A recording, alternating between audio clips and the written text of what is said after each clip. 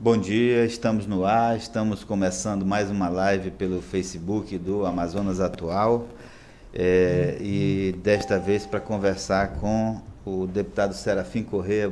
Bom dia, deputado. Bom dia, Valmir, alegria muito grande estar aqui com você e toda a equipe do Amazonas Atual. O deputado trouxe aqui uma série de documentos, de números, né? Esse seu mandato, ele tem sido marcado por essa questão dos números, né? O senhor tem mostrado os números, principalmente da educação. Queria que o senhor dissesse por que trouxe essas planilhas hoje para a nossa entrevista. Veja só, eu acho que tem assuntos importantes, tem alguns mitos que nós precisamos desmontar. O primeiro deles é que os municípios não têm dinheiro. Então, eu tenho aqui um quadro que mostra os números do primeiro bimestre. Os municípios amazonenses receberam 3 bilhões e 23 milhões de reais. 3 bi, gente. Isso é muito dinheiro. Então, não vale o prefeito dizer que não tem dinheiro. Ele pode não ter dinheiro para esbanjar, como eles estão esbanjando. As festas do interior, as prefeituras do interior viraram o grande objeto de consumo dos cantores nacionais. Contratos de R$1 milhão, R$500 mil, R$800 mil. Isso tudo é lamentável, porque esse dinheiro teria que ir para saúde e educação, que são duas das obrigações básicas dos municípios. Com isso, eu faço a minha contribuição para que o cidadão possa exercer o seu direito de sabendo quanto entrou no município, em que esse dinheiro vai ser gasto, que não pode ser em festa no interior. Agora, esses recursos do Fundeb, isso aí são recursos do Fundeb? Não, isso aí são recursos gerais, que foram foram repassados pelo governo federal e pelo governo estadual, do dia 1º de janeiro ao dia 30 de junho. Sobre o Fundeb, a situação é a mesma. Eu creio que isso, entre governo do estado e prefeituras do interior, totaliza 1 bilhão e 700 milhões. A nossa educação era para ser melhor do que é. E veja o que acontece, o absurdo que acontece. E eu vou tratar do governo do estado, porque o secretário Lourenço Braga deu uma entrevista, e nessa entrevista ele disse: olha, não é verdade que o dinheiro do Fundeb, que tenha dinheiro. Então, primeiro ele concorda que ele recebeu, até agora, mais de R$1 bilhão. O que ele diz é que ele tem despesa, que a folha é alta. Mas aí o Fundeb é algo muito transparente. E aqui está a tela do FNDE, está aqui, ó, FNDE, não sou eu que estou inventando. E quem prestou essas informações foi a própria SEDUC. O que é que diz aqui? Ele tinha que gastar no mínimo 60% com pagamento de professores que estão em sala de aula. Sabe quanto ele gastou? 43%. Agora, ele só podia ficar com 5% do dinheiro que entrou na conta guardado, mas ele guardou 450 milhões. Entraram 927 milhões, ele guardou 450. Isso prova que lá em fevereiro, março, quando o governo do estado disse que só podia dar 4% de aumento, e eu, da tribuna da Assembleia, com esses números, mostrei que era possível dar 28. Depois de 40 dias de greve dos professores, o governo resolveu negociar. E aí fez uma escala para dar 27%. Ele deu um percentual em março, deu outro percentual agora em setembro e vai dar outro no dia 1º de janeiro. Isso tudo poderia ter sido dado antes. E se isso tivesse sido feito, o professor estaria mais satisfeito, esse dinheiro, ao invés de estar no Tesouro Estadual, rendendo juros, depositado no banco, aplicado no mercado financeiro, isso estaria rodando na economia.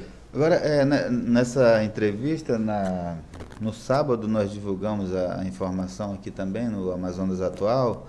O secretário disse que vem cumprindo a obrigação de aplicação dos recursos do Fundeb. Não, ele diz isso. Ele diz aqui, olha, que do total de 1 bilhão e 79 milhões, a SEDUC usou 992 milhões. Pois é, mas quando nós vamos para o FNDE, o FNDE diz que não, porque aí ele pode dar a entrevista que ele quiser. Para o FNDE ele tem que entregar a folha de pagamento, dizendo o nome do professor, o número da matrícula, o CPF, a escola que ele trabalha, a carga horária e quanto ele recebeu.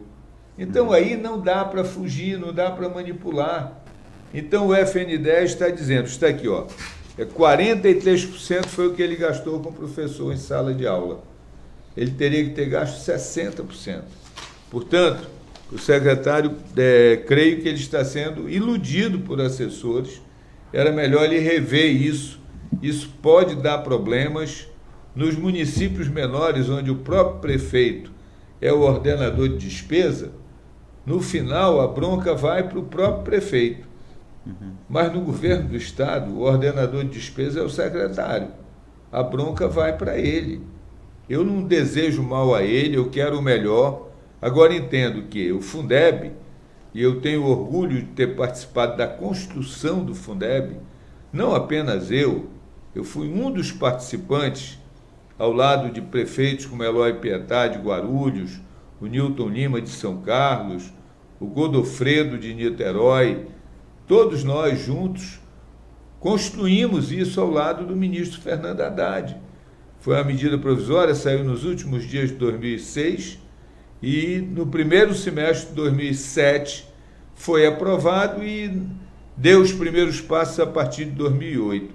Hoje a realidade, acabou aquela história de que o município não podia pagar o piso nacional para os professores, que o Fundeb garantiu os recursos. Agora, é preciso que os recursos entrem na economia, é preciso que esses recursos passem para o bolso do professor, e assim ele mais satisfeito, mais qualificado, ele possa dar melhores aulas, ele possa transmitir melhor conhecimento, porque não tem saída para o Brasil se não for através da educação. Agora, voltando a essa questão dos 3 bilhões de recursos dos municípios, o senhor tem buscado informação sobre o uso desses recursos? Pois é, aonde eu chego, aonde eu vou nos municípios, a choradeira é geral, porque, como regra, os prefeitos do interior estão morando em Manaus, eles não ficam no município. Eles dizem que vêm para Manaus para conseguir recursos. Isso não é verdade. Esses recursos entraram nos cofres municipais independentemente da ação do prefeito. É o governo federal, é o governo estadual cumprindo a Constituição e transferindo automaticamente esses recursos. E aí estabeleceu-se até um cabo de guerra interessante. É que essa informação ela chega no interior. Eu criei um aplicativo, esse aplicativo é bastante visitado. Deputado Serafim, o nome do aplicativo, e é gratuito, pode baixar iOS ou Android, e as pessoas acessam. E aí aquelas lideranças emergentes começam a questionar o prefeito. E o prefeito fica irritado e terminou que eu virei o centro das atenções. Só que do ponto de vista negativo, né? Porque os prefeitos, principalmente os assessores dos prefeitos, me atacam. Eu, há um mês atrás, eu fiz o seguinte, eu gravei um vídeo para cada município que não prestou contas do Fundeb 2017. Foram 19 municípios. E aí eu publiquei, mas restrito àquele município. Por exemplo, Fonte Boa. Só quem via era o morador de Fonte Boa. ele estava vendo eu dizer ali que Fonte Boa recebeu 15 milhões de Fundeb e que não prestou contas. Então, a irritação dos professores para cima do prefeito foi muito grande, porque eles não sabiam que Fonte Boa havia recebido 15 milhões de Fundeb. O resultado disso é que os professores, as pessoas de bem, os pais dos alunos começaram a cobrar do prefeito. E a vida dos prefeitos tem virado, não é um mar de rosas, não, é um inferno. E por conta disso eles acham que o culpado sou eu. E o que eu fiz foi apenas cumprir o meu dever, porque o deputado ele faz as leis, ele participa na elaboração de projetos, ele discute projetos, mas ele também tem a obrigação de fiscalizar o governo e defender boas bandeiras. É o que tenho procurado fazer. O Fundeb é uma bandeira que pode mudar a realidade da nossa educação, mas para isso é preciso que todos nós, professores, políticos, pais de aluno, possamos fiscalizar o correto uso desses recursos. Deputado, essa bandeira da educação, quem defende essa bandeira diz que o professor precisa ser melhor remunerado, né? Mas não apenas isso. Pois é, isso que eu queria discutir com o senhor. O Fundeb, 60% é obrigatoriamente para pagamento 60% obrigatório. Isso outros... não é só professor, não é todo... Não, é o professor que está em sala de aula. Uhum. Com os outros 40%, paga os outros funcionários que estão fora da sala de aula e faz a manutenção das escolas. Não pode usar o dinheiro do Fundeb, por exemplo, para merenda escolar, para transporte escolar. Para merenda e para transporte, existem outros fundos. Merenda é o Programa Nacional de Alimentação Escolar. O de transporte é um outro fundo. E, inclusive, no caso dos municípios menores, principalmente, doação de ônibus, que aqui, no nosso caso, atende apenas a área urbana. E aí tem que ter o transporte escolar, que aqui é na canoa, é na voadeira, é no motor. E isso é uma grande reclamação, porque a SEDUC atrasa esses pagamentos.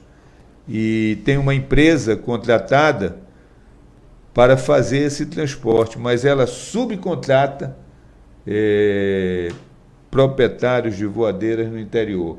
Aí a SEDUC não paga a empresa não paga os donos das voadeiras, e aí se estabelece uma grande confusão. Onde você vai, tem a reclamação de que não estão recebendo.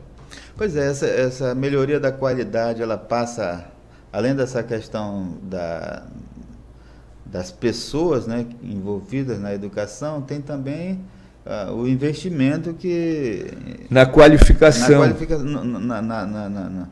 No material pedagógico, que sim, nas escolas não existe, parece que é só o quadro e o giz. Né? Não, mas olha só, mas o MEC tem um trabalho muito importante no material didático, que ele repassa normalmente material didático para as escolas, tanto estaduais quanto municipais. Livros e tudo mais. Agora, entendo que precisa qualificar melhor o professor, tem que fazer concurso para professor, tem que acabar com o uso da educação de forma política. De que maneira isso acontece? Primeiro, os diretores de escola não podem ser cabos eleitorais. Isso é uma prática nociva que existe tanto a nível do Estado como a nível dos municípios. Isso é ruim. Segundo lugar, o professor, ele de preferência tem que ser concursado. Tem situações que você tem que apelar para o contrato temporário, como, por exemplo, Manaus. Manaus tem locais mais distantes, na área ribeirinha, que o concursado não quer ir para lá. Ele diz, eu prefiro não tomar posse do que ir trabalhar no Rio Negro, em qualquer comunidade do Rio Negro. Eu não quero ir trabalhar lá. Eu quero ficar em Manaus. E aí termina que, como você não consegue que um concursado vá para lá, naquele ano ter que contratar temporário. a solução que a Prefeitura de Manaus encontrou foi fazer concurso dizendo o seguinte: olha, esse concurso aqui é para contratar 10 professores para a comunidade do Livramento. Então você sabe que você está sendo contratado para ir para o Livramento. Faz o concurso, passou, tu vais para o interior de Manaus, que existe e que tem muitas comunidades com muitas escolas municipais. Uhum. Essas bandeiras que o senhor disse que defende, além da bandeira da educação, deputado, quais são as outras que o senhor tem defendido na Assembleia Legislativa? Muito a Zona Franca. Nós só temos hoje uma alternativa da nossa economia, a Zona Franca de Manaus. Nós não conseguimos deslanchar o turismo, nós não conseguimos deslanchar a mineração, nós não conseguimos deslanchar o petróleo e gás. Eu entendo que esse é um esforço coletivo. Nós temos que preservar a Zona Franca, defender a Zona Franca, mas precisamos avançar em alternativas. E eu estou lhe dando aí 2, 3 alternativas que são significativas no mundo inteiro. Por exemplo, o turismo. Portugal hoje vive do turismo. Chegou num ponto que já tem turista demais, que terminou gerando alguma inflação, coisa que os portugueses desconheciam há muitos anos. Mas a quantidade de turista estrangeiro é tão grande, aumentou a demanda de bar, de restaurante, de alimentos, que terminou gerando alguma inflação, porque na hora que a oferta é menor do que a procura, é natural que os preços aumentem. Então, essa é outra questão. O papel do Estado. O Estado tem que trabalhar no sentido de atrair novos investimentos e não no sentido de espantar novos investimentos. Petróleo e gás, está faltando muita conversa do governo do Estado com a Petrobras. Agora chegou uma empresa russa, e eu ouvi isso, um depoimento muito importante do Dr. Orestes, que é o secretário de Planejamento. Ele disse que essa empresa russa, no polo Juruá-Solimões, fez 14 perfurações atrás de gás e petróleo, e no mundo inteiro o índice de êxito é 10%. Portanto, ele acertaria em 14 perfurações, acertaria 1,5. No entanto, nessas perfurações da empresa russa, eles encontraram 8. Encontraram petróleo e gás em 8 lugares. Fizeram 14 perfurações. Esse é o maior índice de sucesso do mundo. Só que esse gás precisa sair de lá e entrar nas nossas vidas, na nossa economia. Aconteceu uma coisa muito ruim, Valmir, que ele anunciou lá, e que essa é uma explicação que a Petrobras deve à sociedade. Ele disse que o preço do gás, do metro cúbico do gás internacional, é 18 cents, 18 centavos de dólar. O nosso é 1,80. Então tem alguma coisa errada. Tem alguma coisa errada que a Petrobras precisa explicar à sociedade como um todo. Pois é, na verdade, quando se descobriu o gás natural em Quari, né, a promessa era de que a gente teria um combustível mais barato aqui. Inclusive baixando a passagem de ônibus, isso nunca aconteceu. Investiram 4 bilhões, né, na exatamente, no gasoduto. Do gasoduto, e até hoje a gente não tem acesso ao gás. Exatamente. O gás está servindo basicamente para atender as produtoras independentes. Não há gás domiciliar, não há gás para táxis, não há gás para ônibus. E agora a Eletronorte anuncia que proximamente já começaram os testes.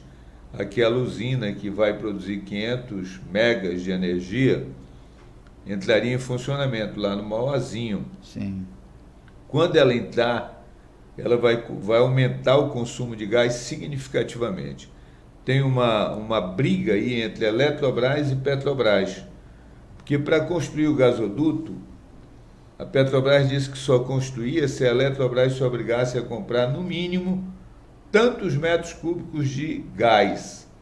Só que para consumir esses metros cúbicos de gás, era preciso que essa usina estivesse pronta. E essa usina levou 10 anos para ficar pronta.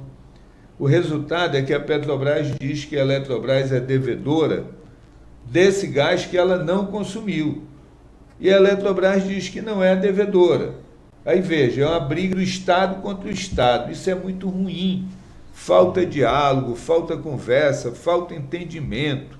Inclusive, e as corporações não conseguem entender. Houve uma ameaça de não fornecer o gás para os testes da usina. Exatamente, porque eles querem que a Eletrobras reconheça e pague.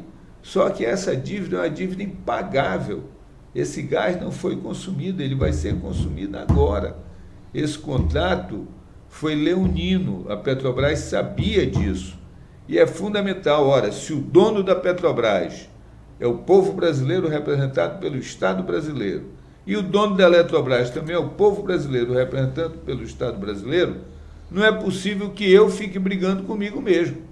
Aí é irracionalidade total. É hora de resolver isso, virar a página e seguir em frente. Mas o problema é que a Petrobras não é do Estado brasileiro, né? Ela, tem 49% mas privada. 51% é estatal. Sim. O problema é que dessa parte que é estatal, que é a que administra, tem dentro da Petrobras uma corporação, seja a corporação sindical, tem outra corporação que é a corporação empresarial, que presta serviços para a Petrobras, leia-se OAS, Odebrecht, etc., etc. E aí esses interesses terminam superando os interesses do povo brasileiro e gerando um conflito muito ruim, muito nocivo a todos nós.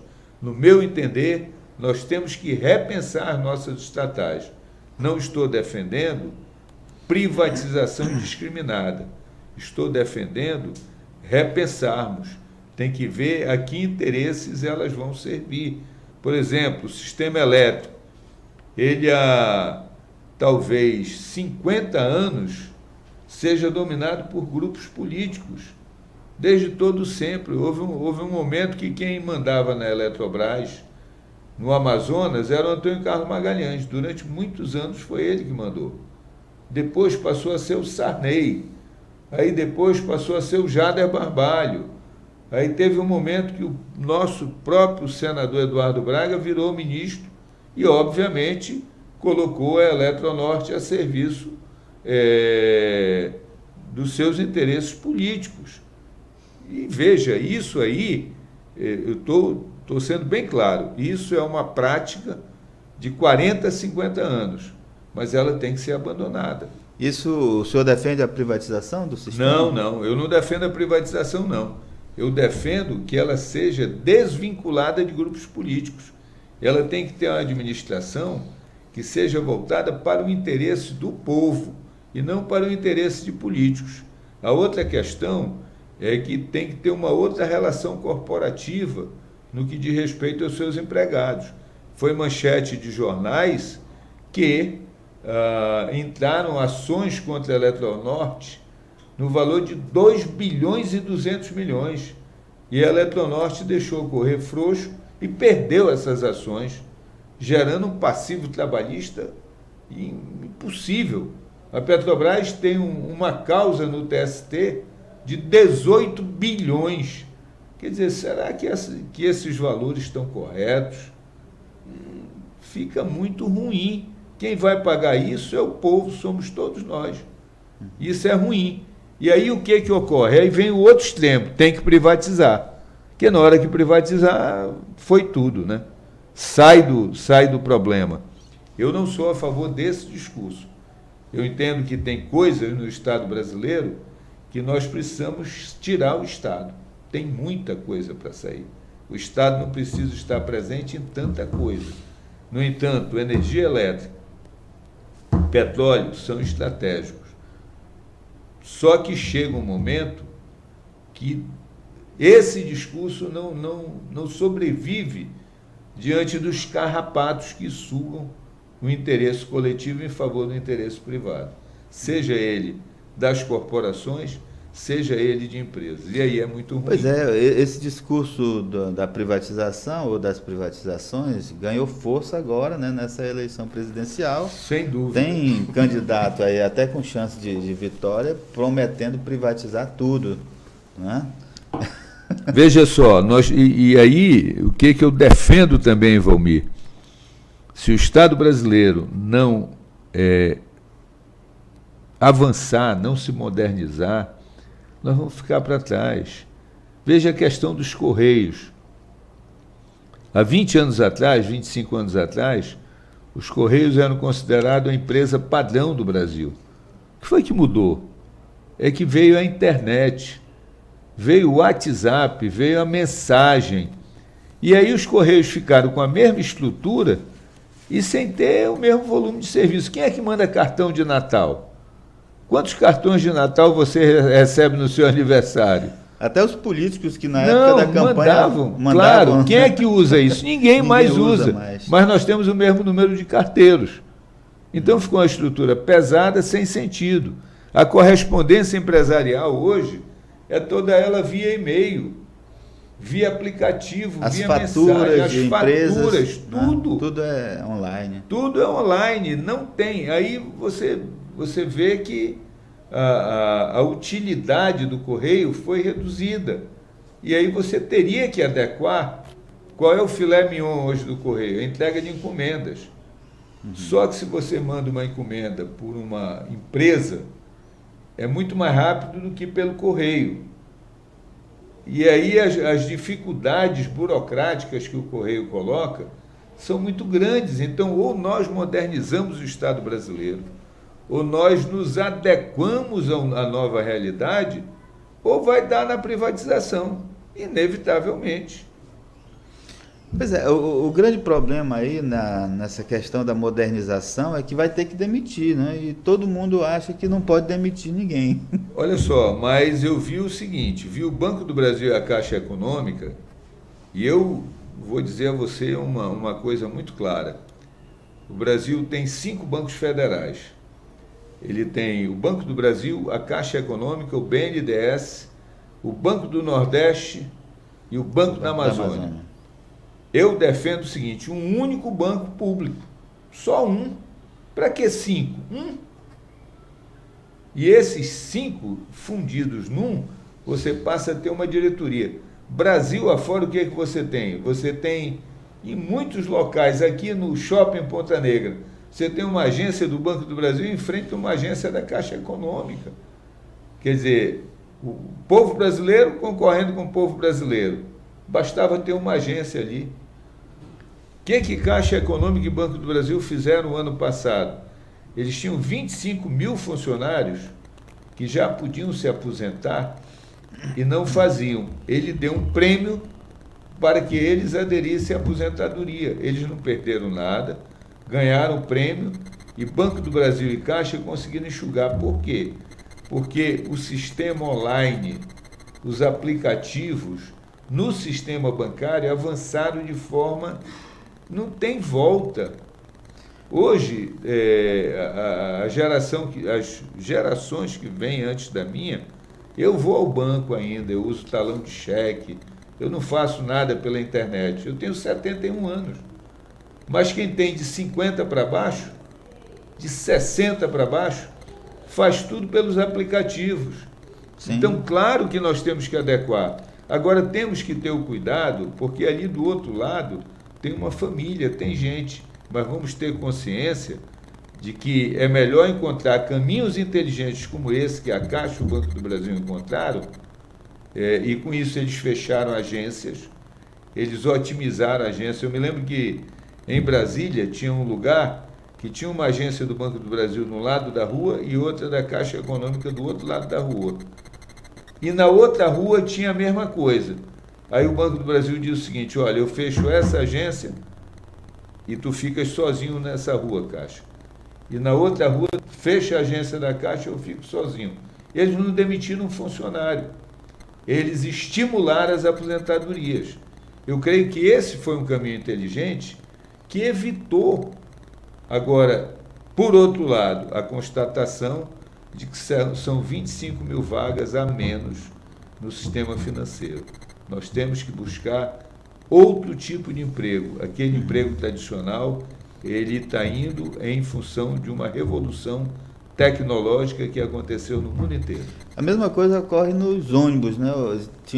Eu vi projetos de lei de vereador para proibir a demissão de cobradores por conta do cartão eletrônico. Olha isso. Né? Então, é uma questão de tempo. É questão de tempo e isso já foi feito no mundo inteiro. Por exemplo, o metrô de Paris, ele não tem nem motorista, não tem maquinista. O metrô anda sozinho. E aquilo é automático. Você passa o seu bilhete lá, entrega o bilhete na maquininha e você teve acesso à estação. Aí parou o metrô, abriu a porta, você entra, ele apita, fecha a porta e vai embora. Não tem maquinista, não tem ninguém. Aquilo é um engenheiro operando os computadores. E aquilo funciona. Então, não tem jeito. Ou nós nos conscientizamos disso, e aí nós temos que reciclar todas as pessoas. Não sei se você viu, o Jornal Nacional divulgou uma matéria sobre a questão dos padeiros em São Paulo. Antigamente, os padeiros antigos, eles tinham que carregar o saco de trigo, eles jogavam dentro de uma máquina que ajudava a misturar, ele tirava a massa, ele espalhava a massa, ele separava a massa, e aí ele amoldava como queria o pão, colocava no tabuleiro e tal. Agora é assim, ele tem que programar um computador. Ele coloca o trigo, a água, o sal, a manteiga.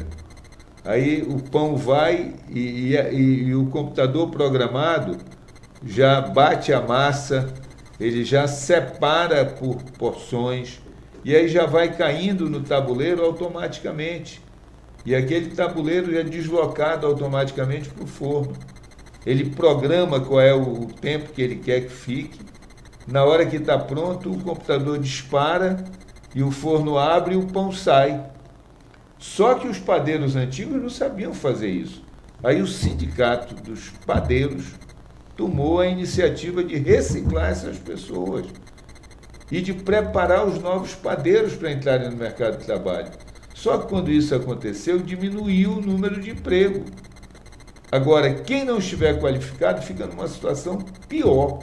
Nós estamos vivendo uma revolução industrial que é semelhante àquela que aconteceu há 2, 3 séculos atrás.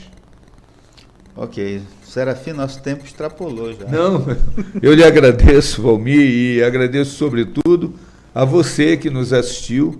A alegria de poder ter vindo aqui, de poder falar. E como o programa é Eleições 2018, eu entendo que eu preciso dizer aos senhores que sou candidato à reeleição, a deputado estadual, o meu número é 40400. E, para deputado federal, o nosso candidato é Marcelo Serafim, 4040. Para senador, Chico Preto, 333. Governador, Davi, 40. Ok. Acho que segui as regras. Sim, claro. Muito obrigado, agradeço eu que lhe agradeço. Participação aqui no nosso bate-papo e agradeço também a sua audiência. Muito obrigado.